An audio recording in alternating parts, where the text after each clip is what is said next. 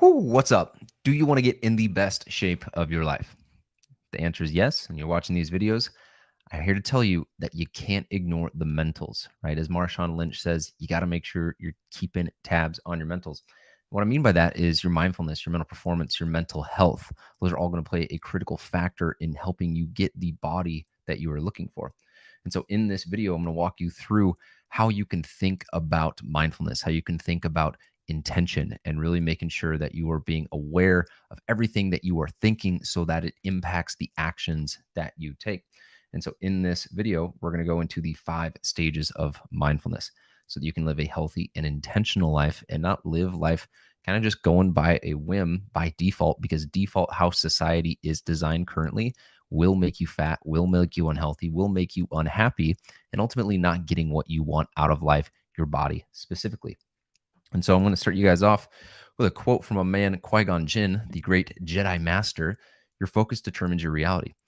Now you might be thinking, why is he leading off with a Star Wars quote? Well, because it's one of the most true quotes I've ever seen. It doesn't matter if it's Oprah, doesn't matter if it's Barney, doesn't matter if it is Pikachu. This is the most important thing, that if you comprehend and understand with your fitness goals, whatever it is that you are focusing on is going to be what you attract to you. And whatever it is that you are thinking about is ultimately going to lead to the actions that you take. And, I'm really big in mindfulness because it's something that got me out of my hole when I think I was 27, 28, was really looking to change not only my life, or not only my body, but my life. And when I created my first business, it was called Down Dog Athletics. And as a former athlete, I also had this part of me that was big into yoga at the time. And I created this business, Down Dog Athletics. I was big into yoga. That was how I got into the fitness industry, was teaching yoga classes. And this is a picture of me from when I was a Lululemon ambassador. And a lot of the things that I teach are influenced by what I learned in my 200-hour yoga teacher training, what I learned from as an ambassador for Lululemon for 4 years. And I'm all for the going hard, getting after it, being the athlete, ripping someone's head off. But I think there's a balance to be had, and making sure that you're not ignoring the mental side of things. The mindfulness, the slowing down, enables you to push and go hard. So that's where this is coming from. And this specific part of the deck, the 5 stages that the mind exists in, is actually something that I've built off of a conversation that I heard Rob Dyrdek talk about, and how the mind lives in really 5 places. It's either in the past, it's in the present, it's in the future. And so stage 1 through 5 is helping you identify, where is my mind at any given time? Where's my mind usually? Stage 1 is dwelling on the things that have happened in the past that you can't control. So that is as far back as you can get. From there, you have consciously reflecting on the past to create a better future. So you're still looking backward, but you're trying to be more intentional about it. From there, you have number 3, that's living in the present moment with intention. That is being present, that is being in flow state. Number 4, creating a better present moment through visualizing and planning, right? So now you're looking forward to create a better future. And then number 5 is fearing or worrying about something in the future that has not come to pass. So that's where anxiety is going to come from. And so stages 1 through 5, if you go and look at this, are really where you want to avoid. In a way, you want to avoid the extremes of this spectrum, because they're inactive states. They are areas where you are not moving forward because you are either crippled by depression or you're crippled by anxiety. And a quick sub note here, I'm not talking about clinical levels, I'm talking about subclinical levels. And this might ruffle some feathers, but a lot of depression is because you're not taking the action needed and required for you to create something to be happy about. If you just sat on the couch all day, watched Netflix, ate like shit, well, yeah, I'd be depressed too. I have been depressed. I have been in dark places, but it wasn't because it was because I wasn't taking the actions that I needed to. If you're anxious about something, sometimes it's anxiety because you aren't taking the actions you know you need to take. If I let my dishes pile up for 3 days in my sink, I'm going to get anxious. If I don't work out for 7 days, I'm going to get anxious, because it's what you know you should be doing. And there is a delta between what is happening and what is supposed to be happening. So stage 2, reflecting or reviewing past actions. So how we can go and look at this is, what are specific tactical things that you can do to make this stage 2, this period of where your mind is, something that is actually beneficial for you. So going and reviewing your performance. Maybe you're looking at film of yourself as an athlete, or you're watching yourself work out with a video that you filmed yourself in the gym, or you're going and looking at your data for the last 2 weeks from a nutrition side of things. You're looking in the past, but it's to influence the future. Then you have journaling. Down below in this video, I've got a link to a 25% off discount code for this journal that I use every single day. Next Level Daily. I give it to my clients, I give it to friends. It's one of the most powerful tools you can have at keeping your mind focused, because you're able to write things down and have a tangible way to look at what your thoughts are, look at what your action steps are, and have a tangible way to cross them off. Then you have meditation. There's a couple different ways I like to look at this. I'll get to the artificial rock bottom in a second, but meditation is just simply the act of pondering, of ruminating, of really taking a close look and inspection at thoughts, at stories, at beliefs that you have. And if you can do that, you can start to challenge the stories that are holding you back from achieving the things that you want to in your life. When I talk about artificial rock bottom, I'm talking about creating artificial negative emotions, negative experiences, going back to periods when maybe someone did say something about your physique, when maybe you did feel uncomfortable in your body, and allowing your mind to remember what that felt like so you can use that as a catapult to start to make the changes that you need to make. Unfortunately, humans are wired to be driven by fear. And a lot of times it's fear of judgment. It's fear of someone saying something. It's fear of getting dumped. There's a number of different fears that we can have around our body that prevent us from feeling confident in it. And if you can leverage that fear without it actually having to be a real rock bottom moment, well, now you have a way to get yourself up off the couch in periods where motivation and inspiration and want to is really low, because you can go back and be like, I don't want to experience that again. I'm going to look back, but as an intentional way to move forward. Stage 3, existing in the present moment. Think about flow state, being conscious, being intentional about every single thing that you're doing. When we talk about intentionally eating, we're saying this food is for this purpose, and it is something that I am intentionally putting in my body, as opposed to just blindly eating a bunch of Dots pretzels, as good as those are. I've been there sitting on the couch, and next thing you know, you're like, how did I have 500 calories of pretzels watching this TV show? I didn't even know that happened. It was an accident. Well, you weren't being intentional.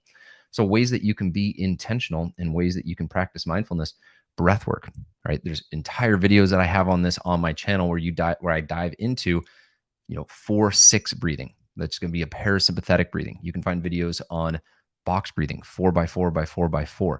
But breath work is going to bring you to the present moment, because breath is always happening in the present moment, and counting that breath brings your mind to the here and now. It can't be anywhere else. It's focusing on the breath. Mantras. This could just be an affirmation, a statement that you say to yourself, whether it's, I'm going to win, I'm going to crush this ball. One of my clients had a really good one. It was, I did the impossible yesterday, as he was doing his couch to 5K. A mantra is just something that you repeat to yourself over and over and over to get you into a present state. Gratitude. What do you have in the here and now? What can you look at around you? What can you look at throughout your day and be grateful for? Because that's what you have right now. And that's a really great way to bring you into the present moment, rather than worrying about, I haven't lost the 30 pounds yet. Well, what have you done right now? What do you currently have right now that you can be grateful for? Creativity, just as a broad stroke, being creative will bring you into a present state. The opposite of fear is play, right? A child plays, an animal plays. When they're in that state of creativity, of fun, of really being able to just completely immerse yourself in something, you're not worried about the email that you got, about what your friend said to you, about the message that you got on social media that was making fun of some post that you had about your body, whatever that is. Creativity will put you on the opposite end of the spectrum, as opposed to what would be essentially getting stuck in anxiety or depression. Stage 4, visualizing and planning the steps to a better future experience. So this is where we get into visualizing not only success, but failure. And you can visualize success and say, here's what I'm going to do so that I can be, dialed in my workout, so I can have a really great presentation. But ultimately, you also want to look at your failures, or not look at your failures, but plan for those failures. What am I going to do if, I have a workout planned and my kids get sick and I'm not able to go to the gym and I have to do some at home? Well, that's where you have a contingency plan set up. What am I going to eat if I go out and they don't have my gluten-free meals? Well, you don't want to just assume that everything's going to be all hunky-dory. You want to make sure that you are planning for contingencies, planning to fail. That's something I actually got from one of my clients. He's a neurosurgeon, and he would visualize what it would be like if he accidentally cut the wrong thing or touched the wrong thing as he was performing brain surgery, so that he had been there before, so that when that, hopefully that moment doesn't happen, but if it does, he knows, all right, step 1, step 2, step 3 to get back on track. Vision boards, right? Sometimes these will get a lot of slack, a lot of crap, whatever the saying is, they'll get a lot of crap. Having something in front of you, your focus determines your reality. So whether that's, I've got a thing on my computer that is a goal that I have, and I see that every single time I open my computer, up over my shoulder right here, boom, right there. That is a silver play button, 100,000 subscribers on YouTube. That's a goal that I have. I see that every single day, and it keeps me reminded and focused. This is what I want to achieve. This is what I want to create.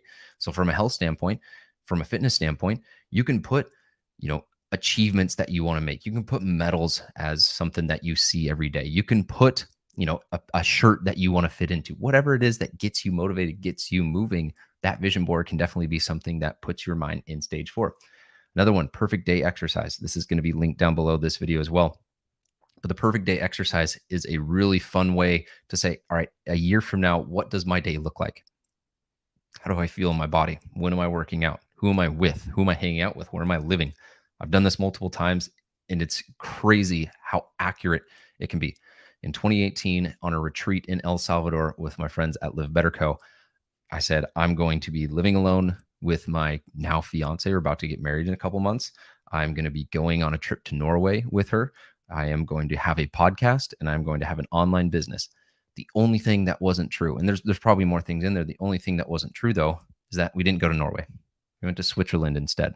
And again, my focus was on those things. I wrote them down on paper. That was my intention. Then I worked toward them because I knew what I was working towards.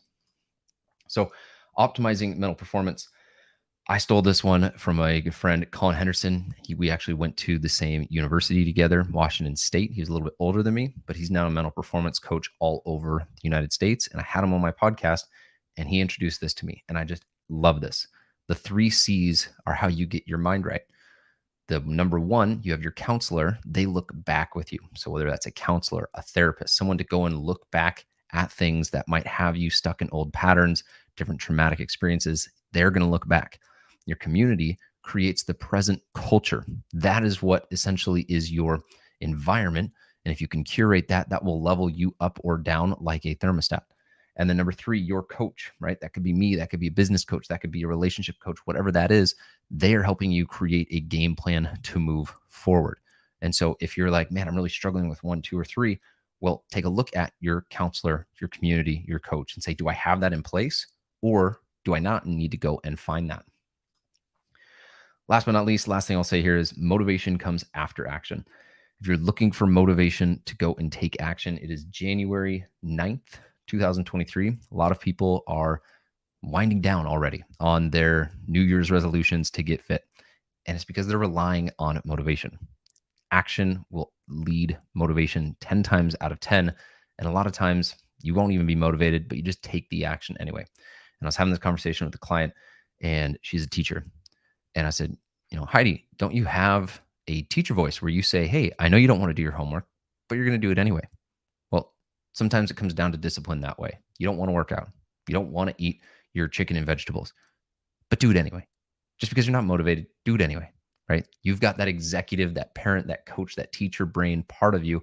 You don't always have to listen to the little wussy voice. You can listen to the coach, the educator voice, whatever that is inside your head. Motivation comes after action. So that is the end of this little series.